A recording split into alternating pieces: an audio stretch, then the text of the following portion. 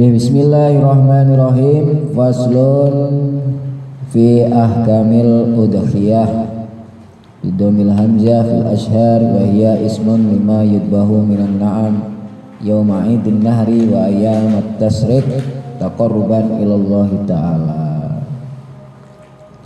Kata-kata kurban itu adalah nama untuk hewan,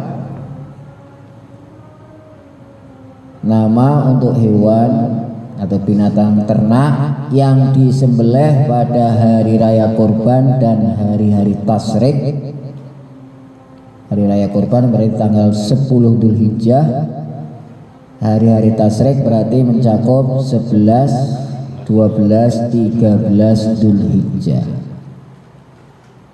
dan semata-mata usaha mendapatkan ridho Allah Subhanahu wa taala. Memang diniati untuk kurban karena Allah Subhanahu wa taala, bukan untuk yang lainnya. Kalau pas hari raya nyembelih untuk selamatan, untuk kondangan dan sebagainya, ya tidak dinamakan kurban. Yang dinamakan kurban binatang ternak yang disembelih pada hari raya kurban dan hari-hari tasyrik, sehingga nanti waktu nyembelih itu mulai tanggal 10, 11, 12, 13 Dzulhijjah.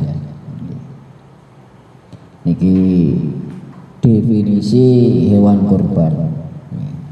Sehingga kalau hewan disembelih sebelumnya atau setelahnya, maka tidak dikatakan kurban, tidak dikatakan udhiyah, kurban pada hari raya.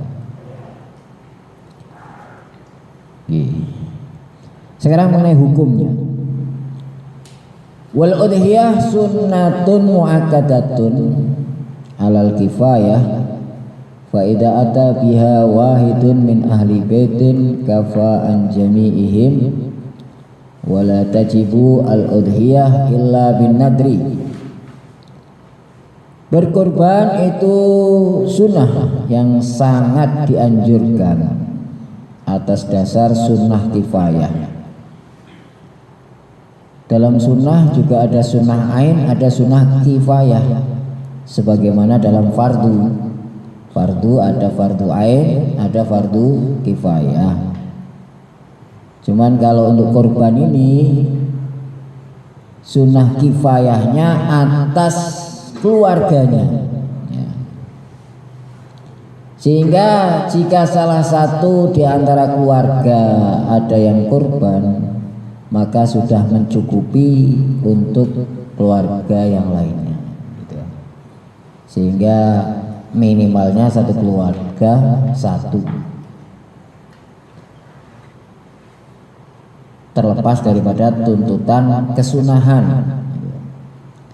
Adapun mengenai pahalanya, nah ini ada beberapa pendapat. Ada yang mengatakan semuanya dapat pahala, bukan hanya yang korban saja, bukan atas nama yang korban saja. Dari segi niat, bisa satu korban diniatkan untuk satu keluarga, bahkan semuanya. Karena baginda Nabi juga pernah menjadikan korbannya diniatkan untuk umatnya, Pak. Ini masalah niat korbannya. Adapun secara realnya, kecukupan dalam korban itu nanti kalau kambing untuk satu orang, kalau sapi untuk 7 orang. Masalah namanya, ya. Masalah namanya ketika menyembelih itu di atas namakan satu orang. Adapun niatnya untuk pahalanya itu terserah, bisa untuk diniatkan satu keluarga, itu tadi seperti tadi, sehingga sunnah kifayah. Sunnah kifayah, kifayah di sini atas keluarganya, sehingga kalau satu sudah ada yang korban di antara satu keluarga sudah mencukupi untuk tuntutan daripada yang lainnya. Sini. Umpama seperti saya dengan anak saya itu kan sudah keluarga, ya tempati lingkup satu rumah. Saya selatan, satu halaman, anak saya di utara. Itu termasuk satu keluarga atau dua keluarga? Keluarga ini orang-orang yang ada tanggungan untuk saling menafkahi. Itu nama keluarga. Termasuk orang tua dengan anak ini masih dianggap, bukan dianggap lagi, memang asli, karena antara anak dan orang tua ini walaupun anak sudah menikah itu pun masih ada tanggungan untuk saling menafkahi di antara keduanya. Cuma nanti ada ketentuan-ketentuannya kan, batasan-batasan ketika kapan, sampai kapan orang tua punya tanggungan menafkahi kepada anak, begitu juga sampai kapan atau ketika kapan seorang anak wajib menafkahi orang tua. Jadi yang antar orang tua kepada anak, antar suami kepada istri, kemudian antar tuan kepada budaknya. Nah, ini tiga golongan inilah yang ada saling wajib untuk menafkahi. Lah, kriteria ya seperti itu. Termasuk cucu, kakek dengan cucu ini masih ada kewajiban untuk saling menafkahi, karena anak di sini anak ke bawah, orang tua ke atas. Jadi kalau itu untuk korban cukup satu orang sudah gugur sunahnya. Iya. Antar anak, orang tua, anak, cucu. Kalau menantu tidak termasuk. Nah, gitu. Nanti kalau yang keluar, kalau yang korban anak jenengan ketut, karena masih termasuk dihitung satu keluarga. Mantu jenengan nggih. Berarti menantu saya nggak kena? Nggak kena. Yang kena anak, cucu, gitu. Satu keluarga. Yang wajib antar untuk menafkahi di situ. Tapi kalau menantunya yang korban, mertua dapat nggak? Makanya nanti yang dapat orang tuanya dia. Orang tuanya dia. Kalau dagingnya dapat. Kalau ini yang dimaksud diniatkan ini maksudnya gimana kan? Yang korban satu orang, Iya. sama si A. Terus yang diniatkan untuk para semuanya gitu. Iya. Nanti para korban cuma satu orang gitu ya. Ya tadi untuk pahala ada yang mengatakan untuk semuanya dapat. Gitu. Jadi kita niatkan untuk satu keluarga, cuman nanti namanya tetap satu orang, cuman niatnya saja untuk satu keluarga. Ya. Ini korban atas nama saya niatkan untuk keluarga saya. Begitu bahasanya. Tapi kalau bawa satu kambing ini korban satu keluarga saya, tidak bisa, karena ada ketentuannya kambing untuk satu orang, satu nama, untuk satu nama. Tapi untuk pahalanya bisa untuk banyak, tergantung diniatkan untuk siapa. Gitu.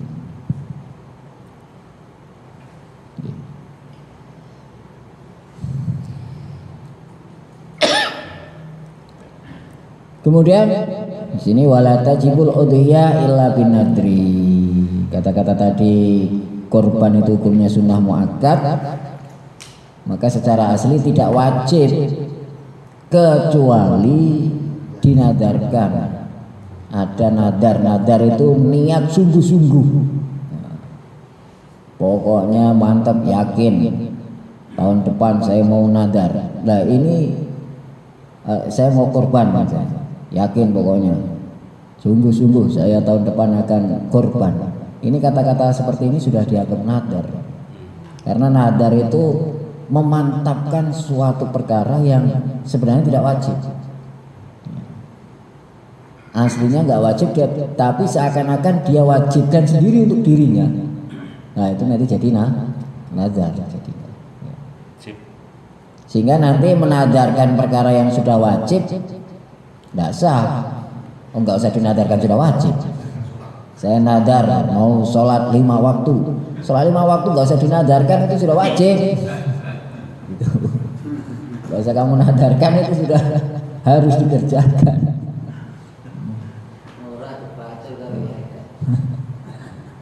Yeah. Jadi kalau kita pernah mengucapkan dengan suatu kemantapan, memantapkan untuk menjalankan sesuatu, itu nanti sudah terkena kriteria nadar. Cuma nanti untuk nadar ini hanya untuk hal-hal yang berbau ibadah, gitu ya, yang tidak wajib. Ya. Jadi nanti nadar itu memantapkan sesuatu ibadah yang tidak wajib, sehingga kalau hal-hal itu tidak termasuk ibadah, seperti misalnya nadar pokoknya setiap hari saya mau makan ayam panggang, nah ini apa? Tidak wajib. Kenapa kok tiap hari makan panggang? Lah aku sudah terkandung nadar. Nadar itu untuk hal-hal yang berbau ibadah. Kalau seorang ayah atau orang tua mengatakan ini anak saya niatkan untuk agama, kalau itu nazar juga sih? Iya, termasuk. Seperti dalam Al-Quran, ini nadartu laka fi ma fi batni muharraran fataqabbal minni innaka antas samiul alim. Siapa sih di Hannah ya. Hannah yang menadarkan anaknya untuk agama sehingga keluarlah Siti Maryam yang mengeluarkan Nabi Isa, dinadarkan untuk agama. Berarti taruh di markas atau di pondok sampai mati. Nah tenang omah itu nunggu toko.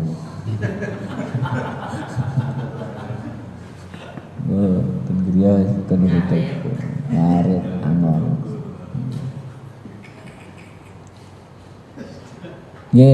Sekarang mengenai hewan-hewan yang cukup untuk korban. Wa yaji'u fiha al-jada'u min ad-dha'ni wa huwa ma lahu sanatun wa ta'ana fis saniyah wa saniyu min al-ma'zi wa huwa ma lahu sanatani wa ta'ana fis sarisah wa saniyu min al-ibil ma lahu hamsu sinin wa ta'ana fis sadisah wa saniyu min al-baqar ma lahu sanatani wa ta'ana fis sarisah. Hewan-hewan yang cukup dan mencukupi dibuat kurban. Yang pertama, jika menggunakan jenis domba, maka domba jaza'ah, namanya domba jaza'ah. Domba jaza'ah ini domba yang sudah berumur 1 tahun menginjak umur 2 tahun. Ini kalau jenis domba. Kemudian yang kedua, dan jika pakai kambing kacang, kambing Jawa, kambing kacang itu kambing Jawa yang bulunya halus itu, maka nanti yang berjenis saniyah, yaitu yang berumur 2 tahun menginjak umur 3 tahun, sehingga kambing Jawa ini lebih tua, gitu ya. Syarat untuk korban lebih tua, lebih matang daripada kambing, daripada domba. Kalau domba umur 1 tahun, kalau kambing kacang umur 2 tahun. Ini kalau diketahui umurnya. Sekarang kalau nggak diketahui seperti sekarang ini, nggak ada akte kelahiran untuk kambing. Gimana terusan ini? Kalau penjualnya ngaku-ngaku, pokoknya ini udah umur 2 tahun. Ini bagaimana? Ya nanti kalau enggak pakai umur, nanti bisa pakai tanggal gigi, boel istilahnya kalau bahasa Jawa. Giginya sudah ganti dewasa, gigi dewasa. Itu biasanya giginya lebih besar, berbeda daripada gigi-gigi yang samping kanan kirinya. Sing Belantik sih. Dilantik. Dicopot. Dilantik. Tapi itu mungkin ada tak? Mungkin Jadi bukan kambing ompong ya, kambing poel itu bukan kambing ompong, kambing yang sudah ganti gigi, ganti gigi. Jadi biasanya lebih besar. mungkin bisa dilihat ya. Ini untuk domba dan kambing. Kalau untuk onta umur 5 tahun. Kalau ada mau pakai onta, kalau di Indonesia ya bangkrut nanti.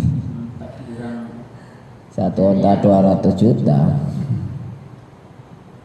Untuk sapi, yaitu sapi yang berumur 2 tahun menginjak umur 3 tahun. Sapi. Dan ini ada pengumuman nggak boleh kurban pakai sapi. Iya. Dereng-derengan. Nggak bolehnya itu mungkin karena ada unsur sakit penyakitnya itu ya. Karena nanti di antara syaratnya termasuk kambing yang nggak sah kan kambing sakit yang membahayakan. Yang biasanya katanya kalau kena penyakit itu langsung nggak ada sehari mati katanya sih. Tapi alam. Kalau memang betul seperti itu ya berarti termasuk penyakit yang gawat darurat. Yang menyebabkan tidak sah untuk dijadikan korban. Kalau untuk onta, seekor onta atau sapi tadi sudah mencukupi 7 orang. Nama ya, nama. Dari segi nama untuk sapi dan onta 7 orang. Sedangkan untuk kambing 1 orang walaupun besar. Walaupun kambingnya besar, kambing sebesar sapi kan ada juga kambing. Tapi antara 7 orang kumpul jadi 1 sapi atau 1 onta, ini lebih utama masing-masing 1 kambing karena nyawanya 7 korban nyawa. Ini dari segi nyawa. Nanti kalau dari segi daging dan sebagainya, ya nanti sapi, onta lebih banyak daripada 7 kambing. Jadi lihat sikonnya. Cuman kalau secara asli nyawa banyak lebih utama daripada nyawa 1 bagi-bagi untuk 7. Hanya ini terjadi di wilayah kami. Mungkin 3 tahun ini saat membeli korban sapi itu sehat, kelihatannya sehat. Setelah disembelih itu hatinya itu ada cacing, itu sangat. Hatinya ada cacing. Nanti sakit-sakit yang tidak sah itu sakit-sakit yang sangat jelas, tampak. Nah, nanti ini setelahnya nih. Nah, hewan-hewan yang tidak sah. Kalau sekedar cacingan atau kremi itu tidak masalah. Kalau penyakit-penyakit yang tahunya setelah disembelih ini ya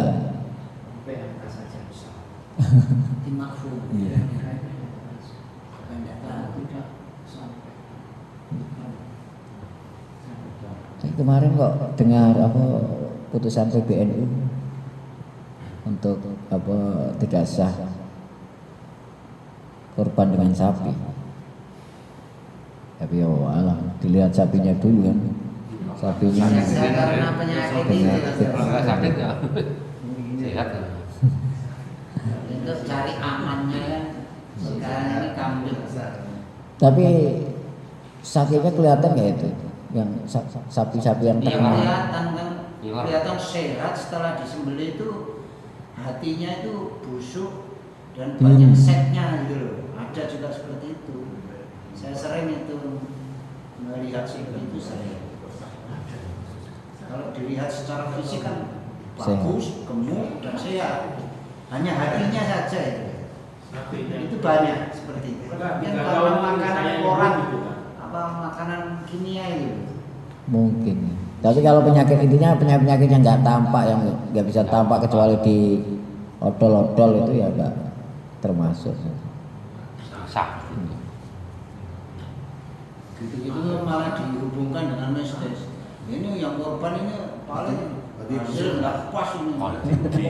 Terus nggak karuan Iya. Akhirnya yang korban kapok.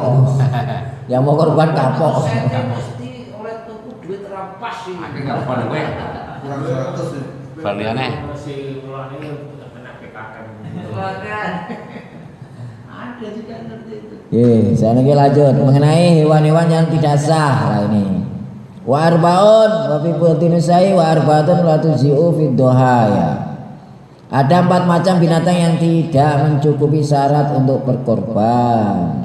Yang pertama binatang yang buta, rusak sebelah matanya walaupun sebelah, ya, buta. Meskipun biji matanya ada tapi nggak bisa lihat, ini termasuk tidak sah untuk dijadikan hewan kurban. Yang kedua binatang yang pincang, yang betul-betul tampak pincangnya. Kalau hanya sekedar dikit tidak masalah. Tapi kalau kelihatan cegluk, ya ini termasuk tidak sah. Walaupun pincangnya hendak dibaringkan untuk disembelih, disebabkan meronta-ronta. Aslinya sehat, pas mau disembelih roncalan, mancal-mancal, akhirnya kesleo, patah dan sebagainya, maka ini nanti tidak sah. Panitia tanggung jawab. Maka para jagal ini harus hati-hati. Kemarin di pondok habis diturunin dari mobil itu lompat, langsung satunya masuk selokan patah. Ganti lagi akhirnya 20 juta. Itu sapinya tetap disembelih juga buat mayoran, tapi ganti juga 20 juta. Jadi untuk panitia kurban harus hati-hati. Selagi belum betul-betul dilekek lehernya ini, hewan kurban harus dijaga, jangan sampai kesleo, patah sebelum disembelih. Nanti jadi nggak sah, kasihan yang kurban. Kemudian yang ketiga binatang yang sakit, yang tampak sakitnya. Nah ini binatang yang sakit, yang tampak sakitnya. Berarti mananya kalau nggak tampak, yowis.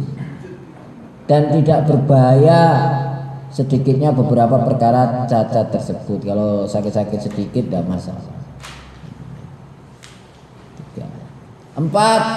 Binatang yang sangat kurus. Tinggal walaupun enak di sop, tetap kalau sangat kurus tidak sah.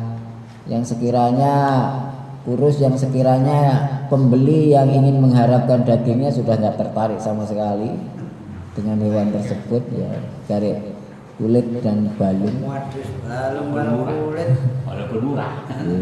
Walaupun murah. Kadang-kadang cari murahnya. Kemudian diantara yang mencukupi wayuzul hasi, dan mencukupi untuk berkorban yaitu binatang yang dikebiri, alias biji telurnya tidak ada sangklir, yakni binatang yang dipotong kedua pelernya. Berarti kalau prencelane hilang sah napa boten? Sah. Dan ini yang terjadi kan menurut orang-orang nggak sah ya. Sangklir satu ada, sehingga harganya murah. Beli aja. Jangan bilang-bilang. Nanti kalau tahu jadi mahal. Kalau tahu sah, iya. Saya kan sering masak akikohan juga. Biasanya orang-orang yang akikohan minta yang harga murah tapi besar itu saya carikan yang sangklir itu. Itu kalau harga normal itu sampai 2,5 juta, kalau sangklir cuma 1,5 juta, lumayan. Dan sah. Karena nanti syarat hewan untuk akikoh dengan untuk korban sama nanti. Ya. Syarat hewan untuk akikoh dan hewan korban sama. Kalau dikebiri sah untuk korban, maka nanti untuk akikoh juga sah.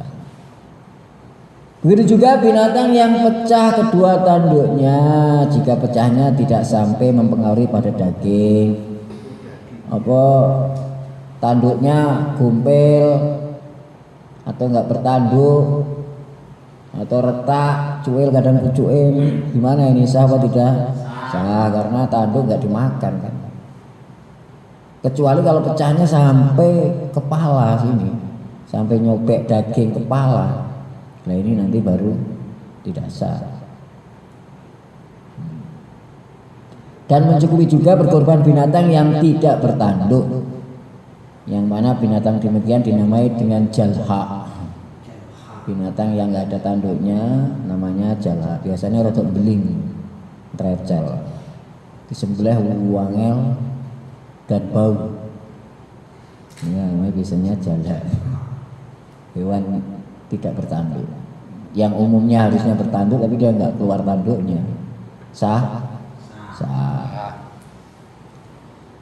Kemudian tidak mencukupi, yang termasuk tidak mencukupi berkorban binatang yang diputus potong semua telinganya, juga binatang yang putus sebagian telinganya, dan binatang yang tercipta tanpa telinga. Enggak punya telinga sah apa tidak? Tidak sah. Cuil tidak sah. Cuil. Sehingga kalau ditandai dengan diceples, kadang-kadang ada telinga yang diceples kayak itu, kalau bolong sampai, kalau sekedar sobek enggak masalah. Tapi kalau sampai bolong itu enggak sah.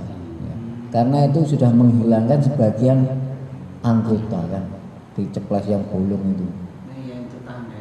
Iya. Di daerah timur sana kan semua kasih tanda karena Lihat. tidak ada kandangnya. Tidak ada kandang. Umbar gitu aja di hutan. Iya.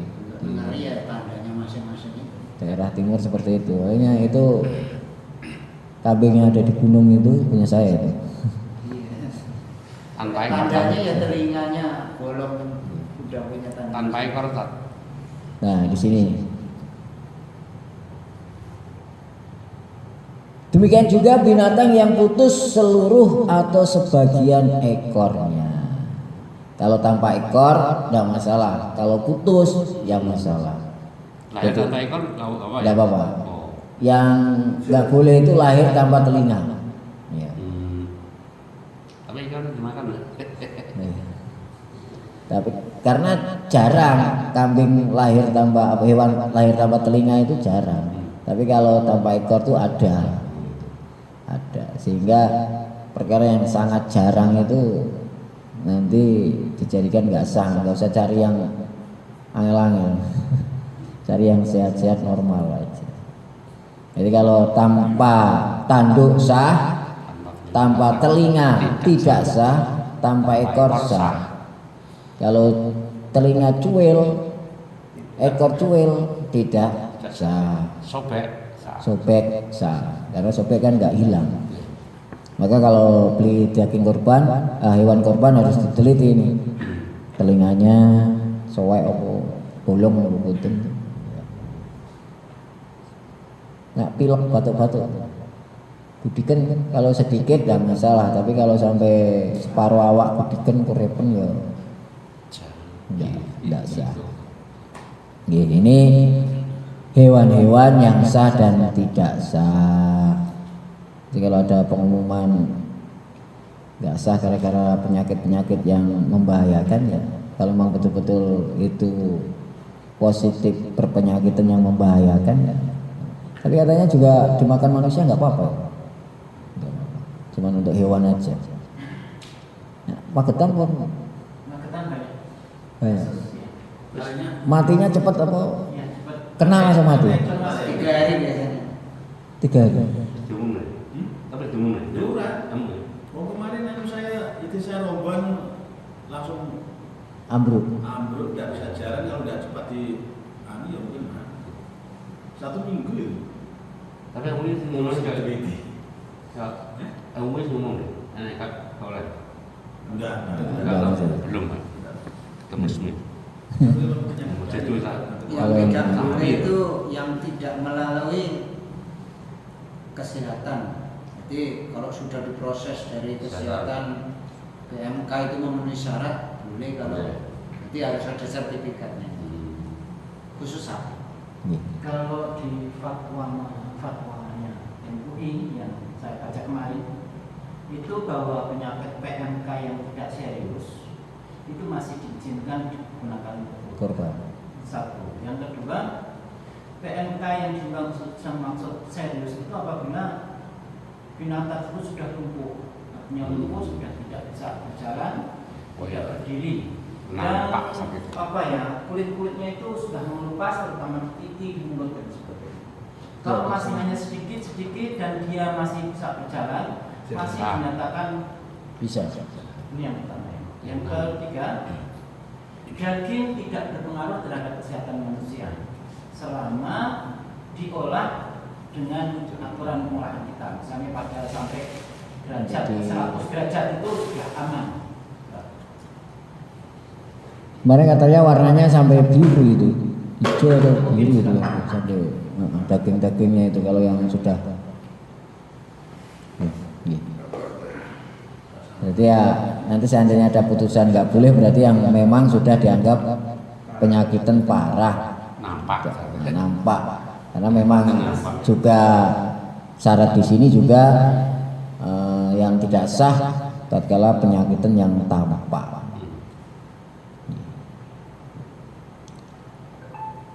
Hewan sudah, sekarang mengenai waktu menyembelih kurban. Wa yadulu waqtu dzabhi lil udhiyah min waqti sholatil Id. Waktu penyembelihan kurban mulai dari waktu sholat hari raya kurban. Jadi di mana di situ waktu sholat Id, maka disitulah waktu menyembelih, bukan selepas, bareng waktunya itu. Sehingga nanti kalau selepas sholat Id, ya kalau sholat Idnya itu pas awal, kalau sholat Idnya jam 10 nanti menyembelihnya ikut jam 10. Untuk waktu penyembelihan kurban mulai dari waktu sholat hari raya kurban. Sedangkan ungkapan dalam kitab Rodoh dan kitab asalnya menyebutkan bahwa mulai masuk waktu penyembelihan kurban adalah ketika telah terbit matahari pada hari raya kurban dan sudah berlalu waktu syukuran mengerjakan sholat 2 rakaat dan 2 khutbah. Setelah terbit matahari tambah seukuran sholat dan khutbah. Berapa menit? 15 menit lah. 15 menit. Ini waktu mulainya. Dan waktu penyembelihan kurban terus berlangsung sampai terbenam matahari pada hari terakhir dari hari-hari tasyrik, yaitu tanggal 3 hari yang bersambung dengan tanggal 10 Dzulhijjah. Berarti tanggal 10, 11, 12, 13 sebelum maghrib semua hewan kurban sudah harus disembelih. Adapun makannya terserah apa. Yang penting nyembelihannya 4 hari ini. Kadang-kadang di sebagian daerah itu memaksakan pokoknya tanggal 10 aja, sehingga KUHP disembelih tanggal 10, akhirnya keteteran, nanti anak yang bosok dan sebagainya, merasa tanggal besoknya sudah nggak sah, padahal sampai 11, 12, 13.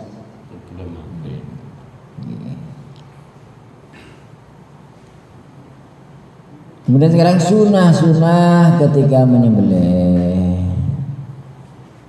Ada 5 perkara yang disunahkan ketika menyembelih binatang korban. Jagale sinten iki? Sing dadi jagal. Sinten yang biasanya dadi jagal? Jagal. Yang pertama membaca basmalah. Maka orang yang menyembelih sunnah membaca bismillah. Adapun yang lebih sempurna adalah bismillahirrahmanirrahim. Minimalnya bismillah, maksimalnya bismillahirrahmanirrahim. Berarti ini sunnah atau wajib? Sunnah. Kalau nggak baca bismillah berarti sah apa enggak? Sah. Cuman rugi nggak dapat sunnah. Korban duit oke, berarti sing nyembelih gak ngamalkan sunnahan, rugi. Jika tidak membaca basmalah maka binatang yang disembelih tetap halal.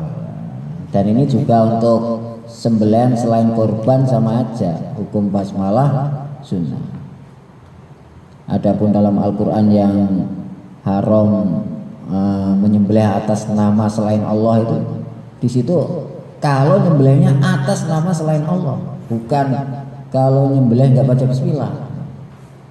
Nyembelih untuk pohon apa gitulah, itu baru yang haram seperti itu.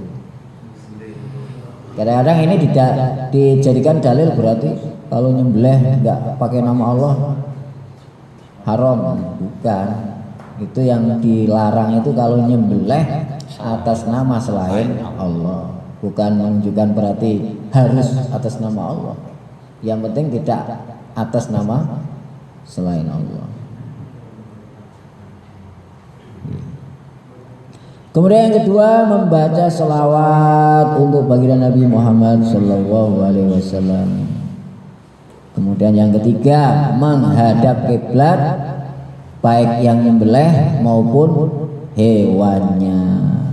Hewan dan orangnya semuanya menghadap kiblat. Ini orang yang menyembelih menghadapkan sembelihannya ke arah kiblat dan dia pun menghadap kiblat juga. Yang keempat, membaca takbir sebelum membaca basmalah atau sesudahnya sebanyak 3 kali sebagaimana yang dikatakan oleh Imam Mawardi. Berarti bisa Allahu Akbar, Allahu Akbar, Allahu Akbar, Bismillahirrahmanirrahim, Allahumma sholli ala sayyidina Muhammad. Bisa juga Bismillahirrahmanirrahim, Allahu Akbar, Allahu Akbar, Allahu Akbar, Allahumma sholli ala sayyidina Muhammad. Kemudian yang kelima, doa penerimaan. Ini doanya di sini, coba tengok. Allahumma hadi minka wa ilaika fataqabbal.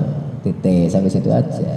Berarti pendek aja. Allahumma hadi minka wa ilaika. Ini doa untuk korban juga untuk akikoh sama ini. Ya.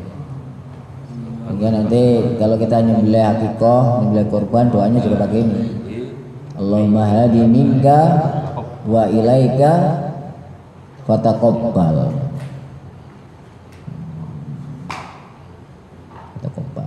Maka yang ditanyakan dalam grup itu niatnya, niat doanya ini. Kalau niat kan lain, niat menggabungkan antara korban dan akikoh boleh aja, dua-duanya bisa terhasil. Satu kambing diniatkan plus korban juga plus akikoh, maka dapat pahala 2. Adapun doanya karena sama aja ya, jadi satu aja ketika menyembelihnya. Allahumma hadi minka wa ilaika fataqabbal, pendek aja.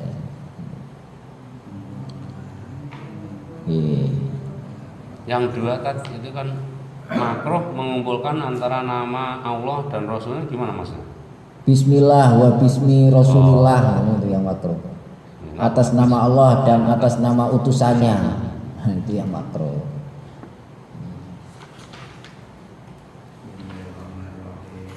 Ya bismillah aja, Bismillahirrahmanirrahim atau bismillah aja. Kan bismillahirrahmanirrahim. Bismillahirrahmanirrahim. Jadi yang makruh bismillah wa bi Rasulillah.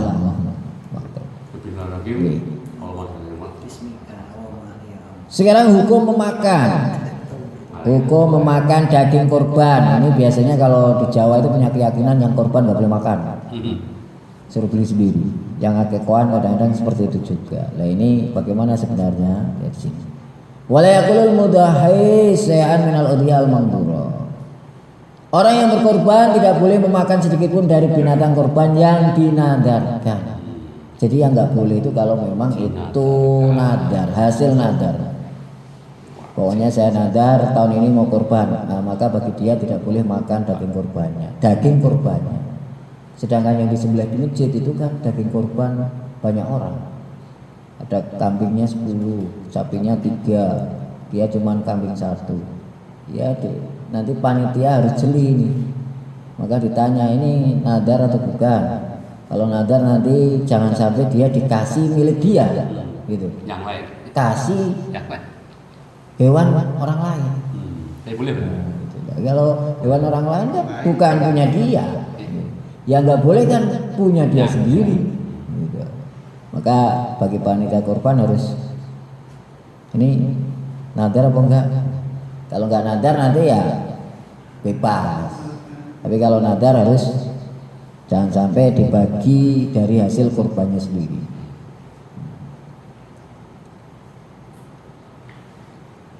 Bahkan kalau seandainya dia sendiri yang ngurus, orang yang nadar itu yang nyembelih, yang ngurus, yang mau bagi-bagi, kok sampai telat sehingga terjadi kerusakan dalam daging, bosok dan sebagainya, maka dia wajib ganti nyembelih lagi.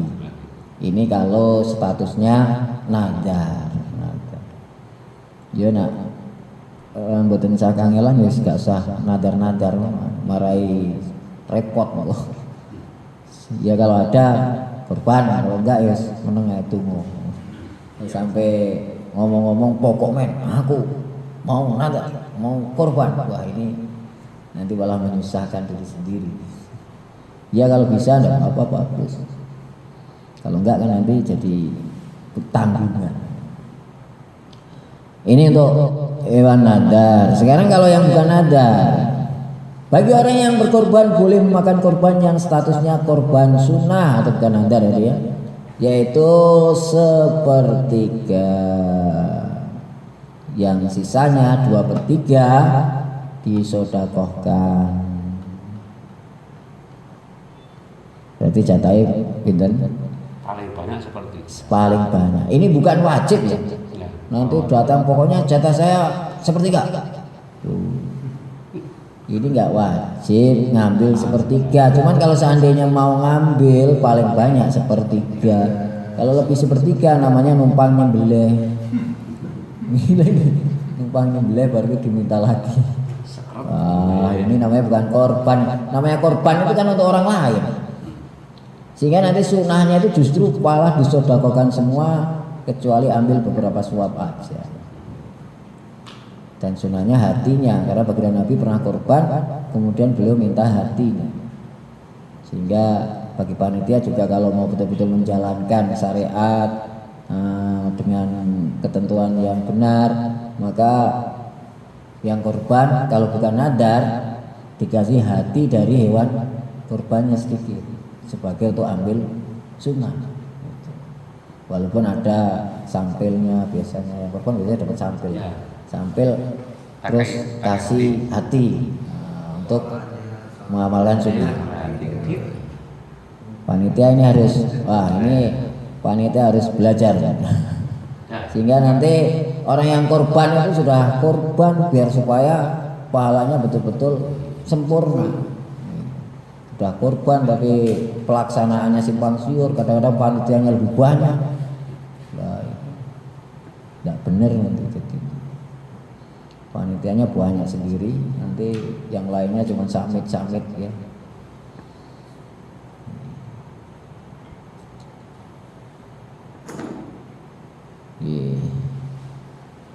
Kemudian mengenai larangan-larangan dalam daging kurban.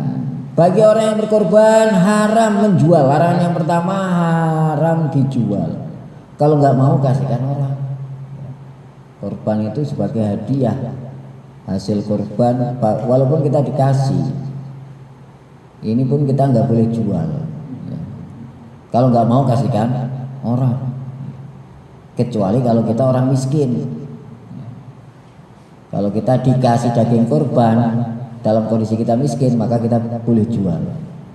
Karena orang miskin kadang-kadang punya daging banyak tapi nggak punya beras, akhirnya masa makan daging tok. Jual sedikit dagingnya untuk beli beras. Tapi kalau orang kaya menerima daging kurban nggak boleh dijual. Kalau nggak mau kasihkan orang. Bahkan ini bukan daging saja, rambutnya, kulitnya ini juga tidak boleh dijual. Bulunya atau kulitnya haram juga. Kemudian yang pertama menjual, yang kedua Haram juga menjadikan kulit binatang kurbannya sebagai opah kepada pihak jagal, meskipun korbannya itu statusnya sunnah. Yang kedua, menjadikan dari rangkaian hewan korban sebagai opah untuk panitia jagal. Kadang-kadang jagalnya opahnya kepala, kaki, kulit. Nah ini kalau distatuskan atas nama sebagai opah tidak boleh. Tapi kalau sudah dikasih, semuanya jatahnya udah opah ini, kayak gitu. Sehingga nanti untuk jalan keluarnya ini ya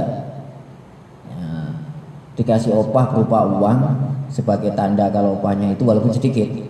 Nah, walaupun nanti kepala dan kamu jadi dikasihkan, tapi bukan sebagai atas nama opah, tapi ngasih aja. Sebagaimana orang-orang dikasih daging, kamu dikasih kepala sama kulit gitu.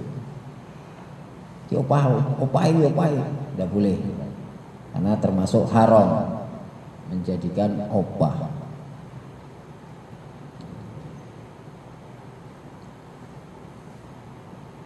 Sampai jam pinten ini tereng adam kita rampungnya bisa nih.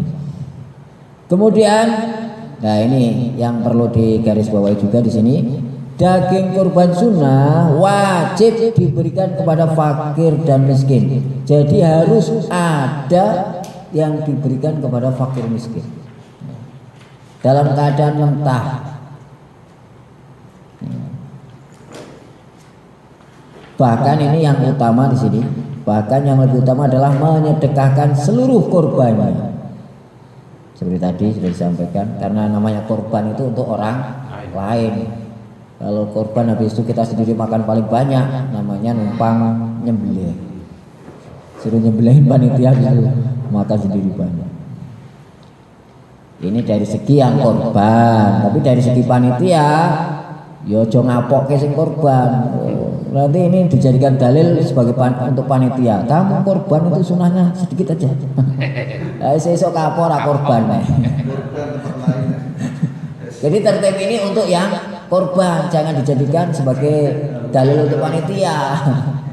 Kalau panitia usaha bagaimana yang korban tahun ini nggak kapok, ya caranya kan nggak boleh lebih dari sepertiga dari hewannya. Kalau mau ngasih banyak, kasih tuker hewan orang lain gitu ya. Kalau hewan orang lain kan terserah, mau banyak terserah, ada masalah. Ini yang nggak boleh itu kan kalau hewannya sendiri. Kalau hewannya sendiri paling banyak sepertiga.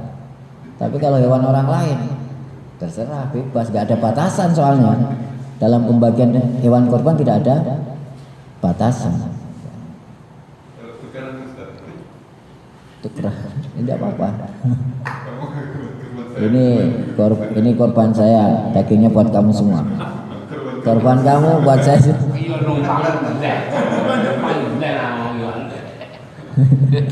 Wah, ini akal-akalan. Ya secara hukum tidak apa-apa orang bukan korbannya. Cuman kan tadi harus ada yang diberikan kepada fakir miskin dalam keadaan mentah. Jadi panitia juga harus ini kalau di kalangan rumah-rumah elit korban di situ, maka harus ada yang keluar dari situ dagingnya. Karena kalau di sekitar situ toh semua orang kaya ya misalnya, berarti harus ada yang keluar area, cari orang miskin sebagai syarat gitu. Dan dalam keadaan mentah ini hatman, ilmu hatman wajib, hukumnya wajib. Sekarang kalau seandainya betul-betul kita praktekkan, kita ambil sepertiga, apakah terus nanti pahalanya jadi 2/3 gara-gara yang sepertiga kita ambil? Tidak. Apabila yang berkorban memakan sebagian dan menyedekahkan yang sisanya, maka dia sudah memperoleh pahala berkorban secara keseluruhan dan memperoleh pahala sedekah sebagian. Kalau pahala sedekahnya ya dapat sebagian karena sebagian diambil kan. Tapi kalau pahala korbannya dihitung korban secara utuh. Gitu. Ini masalah korban. Sedaya niat korban ini. Insyaallah. Minimalnya satu keluarga satu digilir tahun ini tahun ini, sehingga setiap tahun dapat pahala korban semua. Lah mengenai korban selain tadi gimana ini? Sapi tadi kan, onta, sapi, kambing. Kalau selain itu boleh nggak jadikan korban? Boleh, ayam. Kalau latihan korban tidak masalah. Latihan korban. Tapi menurut Ibnu Abbas, Sayyidina Ibnu Abbas ini belum dalam fatwanya membolehkan pakai ayam jago. Tapi jangan disampaikan secara umum, nanti ke masjid bawa ayam semua. Lihat kambing sapinya mana? Ini untuk daripada nggak korban. Orang-orang di mana orang-orang berkorban mengalirkan, kita kok mengharapkan hanya makan daging korban tok. Maka ya potong-potong ayam lah supaya kita nggak tomak. Ya, di masa dulu nggak bisa. Kalau korban ini harus dibagikan dalam keadaan mentah. Nah kalau panitia biasanya ambil untuk dimasak kemudian buat makan siang atau makan sore setelah acara, boleh aja, tapi di atas namakan satu orang terlebih dahulu. Nah, ini jatah sopo iki jatahku iki kamu masak atau kabeh iki nyumbang jatah dimasak baru makan. Itu ada dikerokan. Mengambil yang mau dimasak itu dikerokan dulu. Iya. Untuk panitia misalnya gitu. Ambil dulu, ini jatah panitia. Habis itu kita masak ya, oke. Nanti Masak. langsung dimasak biasanya. Iya. Desitok. Desitok.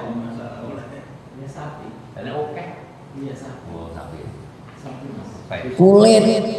Lah ini kadang-kadang kulit kan dijual. Piye? Padahal tadi kan kulit bulu nggak boleh dijual. Jalan keluarnya bagaimana ini? Kadang-kadang masak kulit di sopo. Wasai. Lah nanti di atas namakan fakir miskin dulu. Seperti tadi kan, kalau yang diberi fakir miskin boleh menjual, sehingga jalan keluarnya cari panitia yang miskin. Panitia miskin ini, sehingga nanti setidaknya ada panitia itu yang miskin, sehingga nanti supaya untuk jalan keluar sebagai kulit. Ini kulit akotnya tak kasihkan kamu, nanti kamu jual, uangnya kembalikan lagi. Boleh. Habis dijual kok nggak dikembalikan ya? Iya. Nggak boleh ditagih. Nggak boleh ditagih. Nah, cari panitia yang bisa dikong kali kong.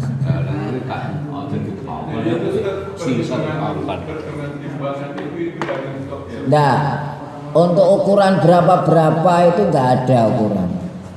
Bahkan dikasihkan siapa saja, yang penting pokoknya ada yang dikasihkan kepada fakir miskin. Entah itu berapa. Dan maksudnya itu hanya untuk daging tulang dan terhitung yang utuh. Kepada siapa? Tulang kalau bukan Tulangnya.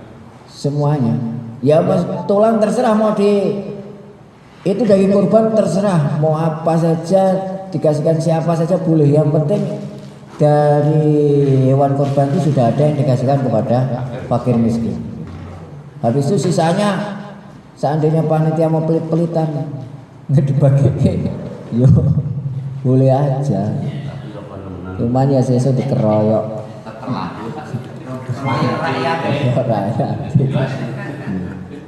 Dan mengenai nggak ada hitungan, ini harus kilo, ini 2 kilo nggak ada. Berbeda dengan zakat. Nanti kalau akikoh baginya dalam keadaan matang. itu biasanya ada ini, Pak. Jadi kesempatan untuk ngambil itu di daging yang di tulangnya itu nggak dibersihin, kawannya banyak itu akhirnya nggak diambil kan? Wah keroyokan ini. Panitia. Ya orang bukan panitia saja. Berarti ya panitia kudu panitiane ya. Nanti minggu depan bab akikoh ben gabung karena syarat hewan untuk akikoh dan kurban sama. Dan tadi seperti tadi kalau seandainya belum akikoh nanti pas Idul Adha kok diniatkan akikoh plus tidak masalah, dapat pahala plus berarti yo. Walaupun yang afdol tetap akikoh kurban. Cuman kalau seandainya mau digabung ya nggak masalah. Semoga Allah SWT berikan kepahaman dan terima dan bisa amal terutama kurban nggih. Masyaallah. Ala hadiniyah wa kulli niyatin shalihah. Al-Fatihah.